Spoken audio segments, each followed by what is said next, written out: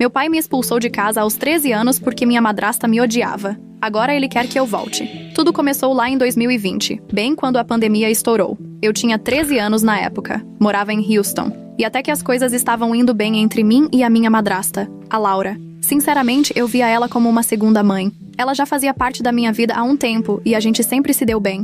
Ela era legal comigo e eu gostava de estar por perto. Nunca senti que ela me tratava diferente de como trataria um filho dela. Então, quando ela descobriu que estava grávida, eu fiquei super feliz por ela. Naquele tempo, minha mãe biológica, a Rachel, que é cirurgiã, estava trabalhando feito louca por causa da pandemia. Como a agenda dela estava insana, acabei ficando com meu pai, o David, e a Laura durante o isolamento. Era para ser só por um tempo, mas com tudo o que estava rolando, acabou virando uma estadia bem mais longa do que o previsto. No começo, estava tudo tranquilo. A gente só queria passar pelo lockdown como dava. Assistia uns filmes, ficava junto, essas coisas. Achei que ia ser legal passar mais tempo com eles, principalmente porque a Laura estava grávida. Achei que faria parte dessa nova fase, ajudando com o bebê, sendo uma irmã mais velha da hora. Mas, as coisas não foram bem assim. Quando a Laura estava com uns 4 meses de gravidez, as coisas começaram a mudar. No início, eram só detalhes. Ela implicava comigo por qualquer coisinha, e eu pensava, ok, deve ser só um dia ruim. Quer dizer, ela estava grávida, presa em casa, lidando com o estresse do isolamento. Tentei relevar, porque todo mundo estava passando por algo. Mas aquilo não parou. Pelo contrário, só piorou. Muito pior. Do nada, parecia que tudo o que eu fazia irritava ela. E olha que eu nem era uma criança bagunceira. Eu era super organizada. Cumpria as regras da casa, ajudava com as tarefas, fazia o que era esperado de mim. Mas nada disso parecia suficiente para ela. Ela entrava em algum cômodo, me via sentada lá e já soltava um suspiro bem alto, como se só a minha presença arruinasse o dia dela.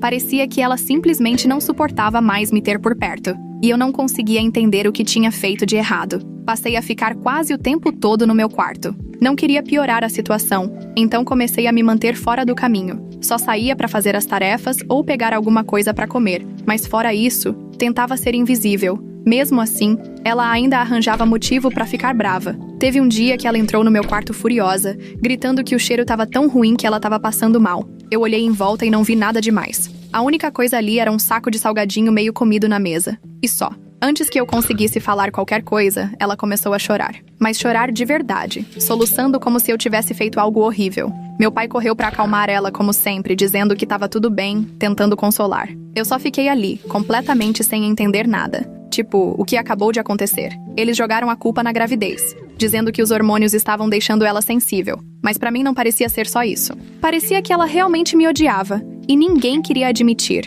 E não foi só aquele dia, não. Tudo o que eu fazia parecia incomodar. Eu ficava quietinha, lendo ou assistindo algo no celular, e ela aparecia brigando porque eu não estava ajudando na casa, mesmo já tendo feito todas as minhas tarefas. Ou então eu estava na cozinha pegando um lanche e ela surgia reclamando que eu não estava limpando rápido o suficiente, sendo que eu estava literalmente no meio de lavar uma louça. O pior de tudo, meu pai nunca me defendia. Nunca. Toda vez que ela se irritava, ele só ficava tentando acalmar, me pedindo para ser mais compreensiva, dizendo que ela estava passando por muita coisa com a gravidez. Mas ele nunca perguntava como eu estava me sentindo. Era como se eu não importasse, como se eu só estivesse atrapalhando. Comecei a me sentir uma completa estranha dentro da própria casa. Não conseguia ficar no mesmo cômodo que eles sem sentir que estava pisando em ovos. Tentei conversar com meu pai sobre isso, perguntei por que a Laura estava me tratando assim. Mas ele sempre desconversava. Dizia coisas tipo, ela tá estressada ou ela não faz por mal, só tá numa fase difícil. Mas com o tempo,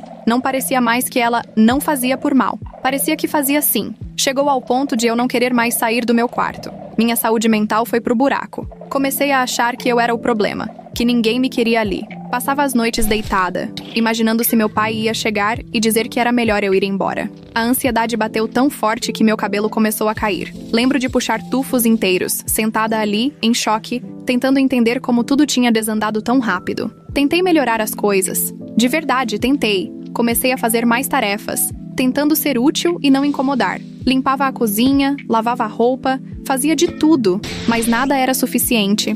A Laura sempre achava algo para reclamar. Um dia era o jeito que eu dobrava as toalhas. No outro, era porque deixei um copo na pia por tempo demais. O clima na casa era insuportável. O ar parecia pesado, como se tudo estivesse prestes a explodir a qualquer momento. Eu não conseguia relaxar. nem ser uma criança normal dentro da minha própria casa. Cada vez que tinha que sair do quarto, era com medo. Nem os fones de ouvido ajudavam a me desligar daquilo tudo. O estresse me sufocava. Eu tentava fingir que não estava me afetando, mas no fundo, eu sabia que estava em frangalhos. Só queria voltar para casa da minha mãe. Mas por causa da pandemia e da agenda louca dela, eu estava presa ali. Cada dia era como andar numa corda bamba, sem saber quando a Laura ia surtar de novo ou quando meu pai ia finalmente dizer que eu não era mais bem-vinda. E quanto mais eu pensava nisso, mais claro ficava. Talvez a Laura não me quisesse ali mesmo. Essa ideia grudou na minha cabeça e me deixou apavorada. Porque com 13 anos, pra onde eu ia se tudo piorasse? Aí, num dia qualquer, ou o mais normal possível naquela casa,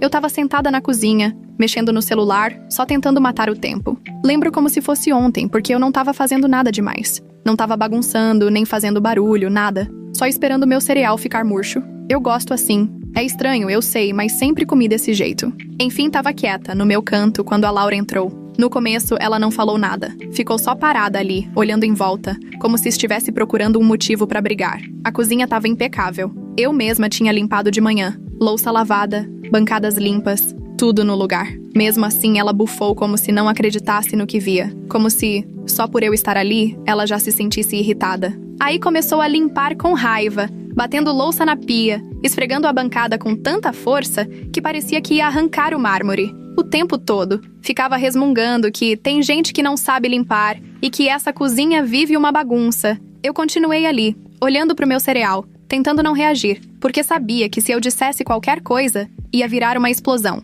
Mas aí ela fez algo que me tirou totalmente do sério. Ela veio até mim, pegou minha tigela de cereal, que eu nem tinha tocado ainda, e jogou direto no lixo. Sem pensar duas vezes, só virou e despejou tudo. Não é como se tivesse alguma bagunça enorme ou algo do tipo. Eu nem tinha derrubado uma gota de leite. Parecia que ela queria mostrar que, não importa o que eu fizesse, nada tinha valor. Eu não conseguia acreditar. Quem é que joga fora a comida de alguém assim do nada? Eu surtei. Toda a frustração e o estresse que eu vinha engolindo há meses simplesmente explodiram. Bati as mãos na mesa com força e gritei: "Qual é o seu problema comigo?" Ela se virou com os olhos arregalados, como se não esperasse que eu revidasse. "Por que você me odeia tanto? Eu nunca te fiz nada, e tudo o que você faz é me tratar como se eu fosse lixo." Ela não respondeu de imediato. Ficou ali parada, chocada, como se ninguém tivesse jamais tido coragem de enfrentá-la. E aí, como se fosse um script repetido, começou a chorar. Caiu em prantos mesmo, soluçando como se eu tivesse dito a pior coisa do mundo.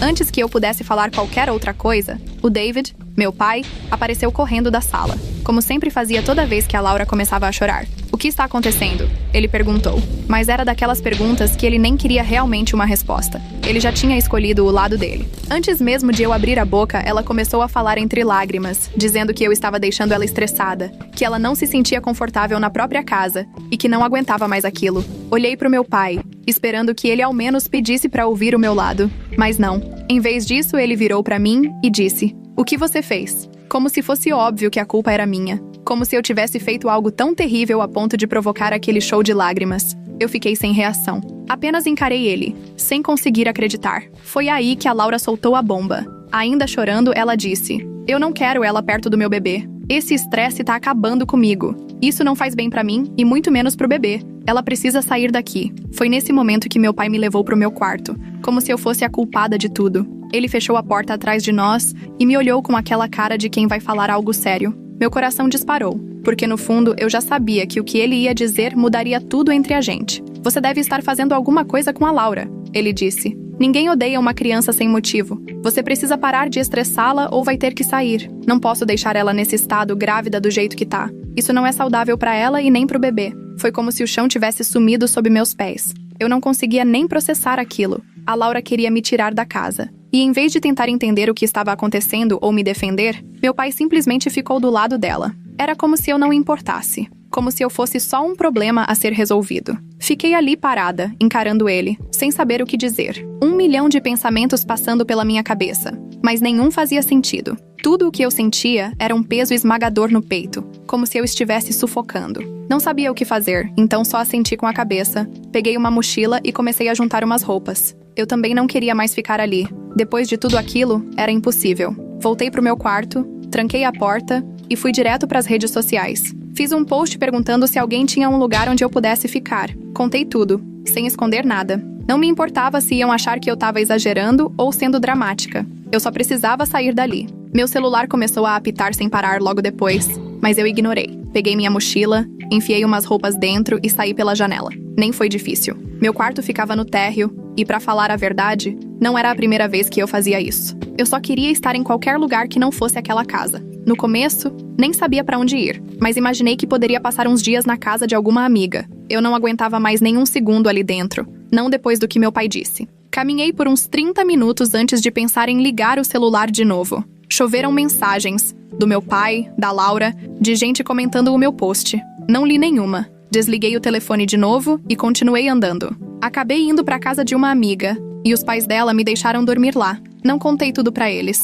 Só disse que as coisas estavam difíceis em casa e que eu precisava de um lugar pra passar a noite. Eles não fizeram muitas perguntas, e eu agradeci por isso. Mandei uma mensagem pra minha mãe usando o celular da minha amiga, contando o que tinha acontecido. Ela não pôde me ligar na hora. Tava numa cirurgia, mas disse que mandaria minha tia me buscar no dia seguinte. Pra mim, isso já era o suficiente. Eu só precisava de um tempo longe de tudo. Quando finalmente consegui dormir aquela noite, não parava de pensar naquilo que meu pai tinha dito. Ninguém odeia uma criança sem motivo. Essa frase ficou ecoando na minha cabeça, sem parar. E quanto mais eu pensava, mais raiva eu sentia. Como ele podia acreditar nisso? Como ele podia simplesmente assumir que eu merecia aquilo? Eu fiz de tudo pra não incomodar a Laura, ajudei na casa, tentei deixar tudo mais fácil pra todo mundo, e no fim, foi assim que me trataram. Eu não sabia o que ia acontecer depois, mas de uma coisa eu tinha certeza. Eu não ia voltar pra aquela casa. Não depois do que ouvi. Na manhã seguinte, acordei na casa da minha amiga com a cabeça meio zonza.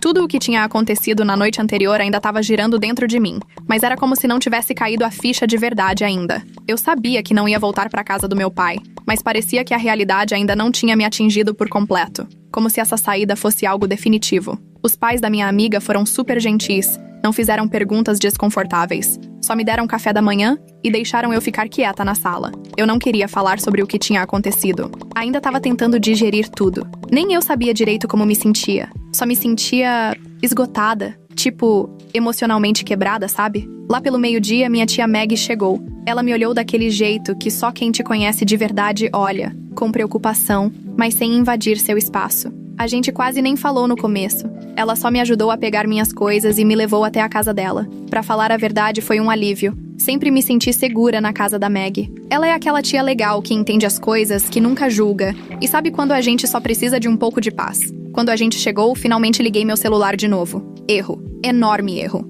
O celular explodiu de chamadas e mensagens, principalmente do meu pai. Ele tinha me ligado pelo menos umas 20 vezes na noite anterior. Tinham mensagens também. Algumas dele, outras da Laura e até de parentes. Provavelmente porque meu pai postou algo sobre eu ter fugido. Nem me dei o trabalho de ler tudo de uma vez. Era demais. Eu precisava de um tempo longe daquela confusão. Mas mandei uma mensagem pra minha mãe, só pra avisar que tava bem, mesmo ela já sabendo. Como ela e a Maggie já tinham conversado, eu só queria evitar que ela se preocupasse ainda mais, no meio de todo o estresse do trabalho. Ela respondeu na hora, dizendo que estava aliviada por eu estar segura e que a gente conversaria assim que ela conseguisse uma folga do hospital. Eu sabia que meu pai devia estar surtando ao perceber que eu não estava mais na casa, principalmente depois de ver que eu não respondia. Mas, sinceramente, eu não ligava. Foi ele quem basicamente me disse que eu não era bem-vinda ali. O que ele esperava? Eu não estava com paciência para desculpas ou para ouvir ele tentando inverter a situação como se a culpa fosse minha. Não depois do que ele me falou na cara.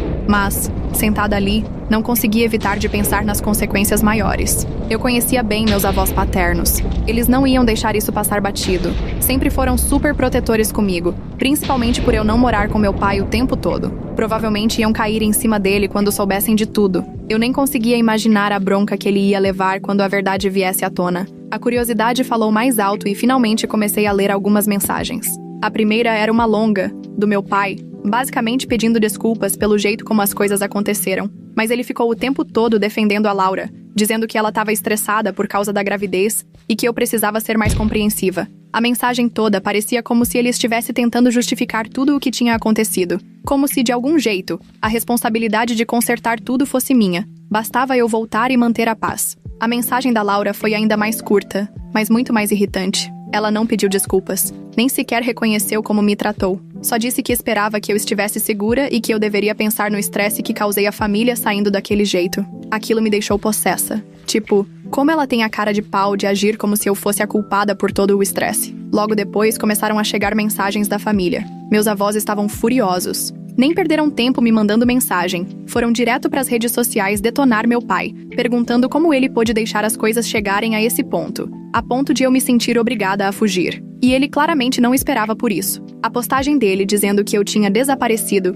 foi feita para gerar comoção, para que as pessoas tivessem pena dele, mas o tiro saiu pela culatra. Todo mundo virou contra ele, perguntando por que a própria filha se sentiria forçada a sair de casa e questionando o que realmente estava acontecendo naquele ambiente. Dava para sentir pelo tom das mensagens seguintes que ele estava em pânico. Ele não sabia mais o que dizer. Meus avós, principalmente, ficaram revoltados porque ele não contou a história inteira. Eles não sabiam que a Laura queria me ver fora de casa, nem das coisas que meu pai me disse. Eles só achavam que eu tinha sumido. Quando descobriram a verdade, a coisa ficou feia de verdade. David e Laura começaram a bater de porta em porta, em casa de parentes, amigos, perguntando se alguém tinha me visto. Quase foi vergonhoso o nível de desespero que transparecia nas mensagens. Eles estavam tentando bancar as vítimas agora que todo mundo tinha começado a questionar o que de fato aconteceu. Mas eu sabia a verdade. Eles não estavam chateados porque eu fui embora. Eles estavam chateados porque agora todo mundo sabia disso. A tentativa de me fazer sentir culpada não funcionou. Quanto mais eu lia as mensagens deles, mais percebia que eu não tava só com raiva. Eu tava farta. Acabou. Sem volta. Não dava pra desouvir o que meu pai me disse. E a Laura já tinha deixado bem claro que não me queria por perto. Eu tentei tanto fazer as coisas funcionarem, tentei ajudar, manter a paz, mas estava na cara que nada do que eu fizesse ia ser suficiente. Eles simplesmente não me queriam ali, e eu não ia mais implorar por aceitação. Minha tia percebeu que eu estava mal naquele dia, mas não forçou conversa. Só me deu espaço. E era exatamente disso que eu precisava. Mais tarde, naquele fim de tarde, ela entrou no meu quarto e perguntou se eu queria ficar lá com ela por um tempo. Eu não pensei duas vezes. Claro que sim. Voltar para casa do meu pai estava completamente fora de cogitação. E eu também não queria ficar pulando de casa em casa. Ficar com a Maggie era meu refúgio, meu porto seguro no meio do caos. O resto do dia passou num borrão. Passei horas no celular, lendo os comentários no post do meu pai, vendo como as pessoas estavam reagindo. Algumas tentavam defendê-lo, dizendo que talvez eu fosse só uma adolescente difícil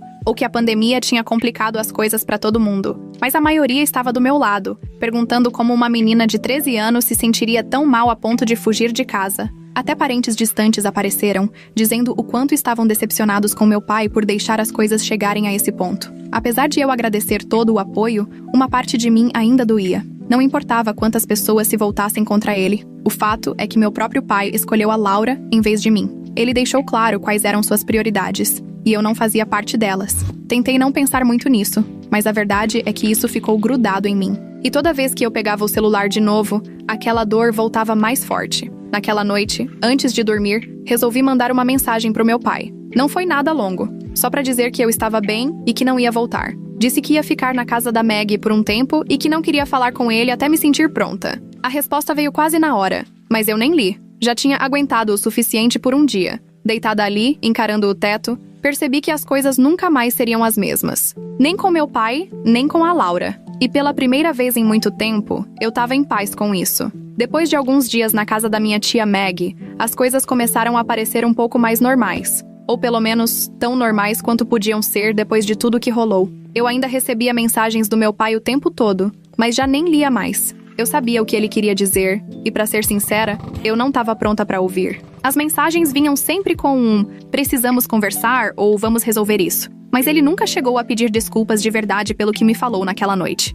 Era sempre sobre a Laura, como eu tinha que entender a situação dela, como eu deveria ser mais paciente. Dava pra ver que ele ainda estava escolhendo ela em vez de mim, mesmo depois de eu ter deixado claro que não ia voltar. Em um momento, resolvi bloquear tanto ele quanto a Laura no celular. Eu estava cansada de tanta manipulação emocional, cansada de me sentir como se eu fosse a errada da história. Não era minha responsabilidade consertar nada, e eu não ia deixar que eles me arrastassem de volta para aquela bagunça. A Maggie foi um verdadeiro anjo durante tudo isso. Nunca me forçou a falar sobre o que aconteceu, a não ser que eu quisesse. Ela só fez questão de me dar um espaço seguro, onde eu pudesse respirar e começar a entender meus sentimentos. Ela até arrumou o quarto de hóspedes como se fosse meu, com meus cobertores favoritos, lanchinhos que eu gostava, tudo para me deixar confortável. Era bom ter alguém que realmente se importava comigo, sem segundas intenções. Um dia, a gente estava sentada na cozinha e a Maggie me perguntou: "Você acha que um dia vai conversar com seu pai de novo?" Ela não estava sendo insistente. Foi mais como se me desse a oportunidade de desabafar, caso eu quisesse. Não respondi na hora, porque sinceramente eu nem sabia como me sentia. Parte de mim queria acreditar que meu pai ainda podia consertar as coisas, que ele podia de algum jeito fazer tudo ficar bem. Mas a outra parte, aquela que ouviu ele dizendo coisas horríveis, não achava isso possível. "Como é que a gente supera algo assim?" Eu respondi por fim. "Não sei. Eu queria conversar com ele, mas não sei se consigo perdoar, não depois do que ele disse." A Maggie assentiu com a cabeça. "Justo. Você não precisa decidir nada agora. Vai no seu tempo." Era exatamente o que eu precisava ouvir. Eu não precisava de uma solução imediata. Eu precisava de espaço para digerir tudo. Enquanto isso, meus avós ainda estavam furiosos com meu pai. Eu nem precisei explicar nada para eles. Eles já tinham entendido tudo sozinhos. A partir das postagens do meu pai nas redes sociais e conversas com outros parentes, eles cortaram contato com ele. E, para ser bem sincera, isso me surpreendeu. Achei que eles ficariam bravos, mas não esperava que cortassem laços daquele jeito. Acho que isso me mostrou que eu não era a única a achar que meu pai errou. De vez em quando, minha avó me ligava para saber como eu tava. Nunca falava do meu pai e eu agradecia por isso. Ela só perguntava como eu estava, como estavam as coisas na casa da Maggie, se eu precisava de alguma coisa. Acho que ela estava tentando compensar o caos todo. E mesmo que nada daquilo fosse culpa dela, era reconfortante saber que, pelo menos, alguém da família estava do meu lado. A vida na casa da Maggie era 1000 vezes mais tranquila do que na casa do meu pai. Não tinha tensão, nem aquele clima pesado de pisar em ovos. Eu finalmente conseguia respirar de novo. Passei a fazer as aulas online por causa da pandemia e ajudava a Maggie nas coisas da casa. Não era nada emocionante, mas depois de meses vivendo em modo de sobrevivência, era tudo o que eu precisava. Mas mesmo com todo o apoio da minha tia e dos meus avós, ainda existia um vazio dentro de mim. Quer dizer, eu estava aliviada de ter saído da casa do meu pai, mas não conseguia parar de pensar no meu irmãozinho. Eu ainda não conhecia ele, e uma parte de mim se preocupava com a ideia de que, ao me afastar do meu pai e da Laura, eu acabasse perdendo a chance de ser irmã dele. Ele não tinha culpa de nada, e não parecia justo que eu perdesse esse vínculo por causa do que rolou entre mim e meu pai. Eu tentava não pensar muito nisso, mas era difícil. Sempre que pensava no meu futuro, me perguntava se meu irmão faria parte dele. Mas ao mesmo tempo, eu sabia que voltar para casa do meu pai, mesmo que fosse só para ver o bebê, não era uma opção. Pelo menos por enquanto. Eu não estava pronta para encarar eles. E talvez eu nunca estivesse. Uma noite, enquanto eu estava mexendo no celular, apareceu uma notificação das redes sociais do meu pai. Ele tinha postado uma daquelas mensagens longas, arrastadas, falando sobre família e como se arrependia das coisas que aconteceram entre a gente. Era óbvio que aquilo era pra mim. Mesmo sem citar meu nome, ele escreveu sobre querer consertar as coisas e reunir a família de novo. Ler aquilo me fez sentir raiva tudo de novo. Ele estava agindo como se postar algo online fosse o mesmo que pedir desculpas diretamente. Como se uma mensagem vaga, cheia de drama emocional,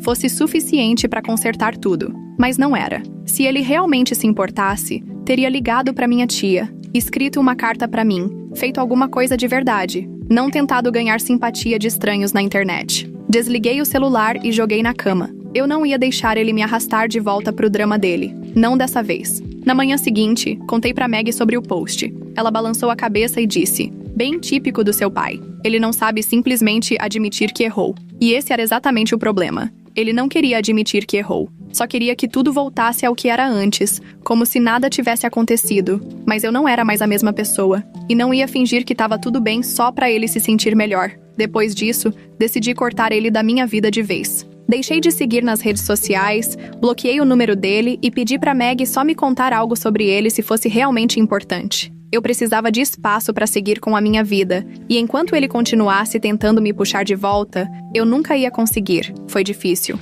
Mais difícil do que eu esperava. Cortar alguém da sua vida, mesmo que tenha te machucado, não é tão simples quanto apertar um botão de bloquear. Tiveram momentos em que eu queria mandar mensagem, em que sentia falta de como as coisas eram antes. Mas aí eu lembrava daquela noite, das coisas que ele me disse. E lembrava porque eu precisava manter distância. Seguir em frente sem ele não era fácil, mas era o certo. Era a única opção que me restava. Avançando alguns anos, consegui manter distância do meu pai e manter aquela parte da minha vida separada. Não foi simples, ainda mais com tudo o que andava acontecendo com a minha própria saúde. Mas finalmente eu tinha encontrado um equilíbrio. Não era perfeito, mas eu tinha construído uma vida que funcionava pra mim. Aí, do nada, recebo uma mensagem do meu pai, depois de anos de silêncio. De repente, ele queria conversar. No começo, achei que talvez, só talvez, ele estivesse tentando se desculpar. Ou quem sabe tinha caído na real e queria consertar tudo. Mas não, aquilo não tinha nada a ver com reconciliação. Era sobre a vida dele desmoronando.